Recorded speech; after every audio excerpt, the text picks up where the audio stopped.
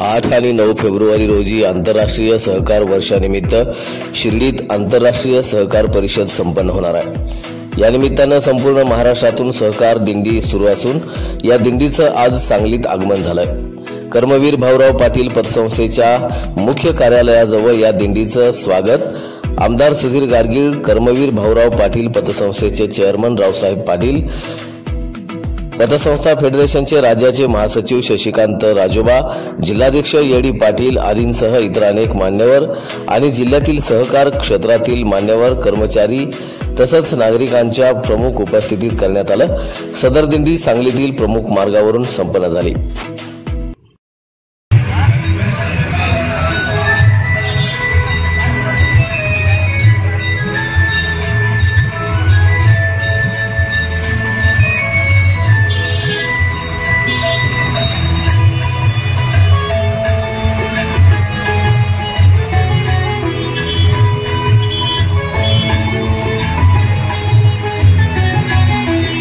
सर्वार्थाने विश्वसनीय, लाभदायक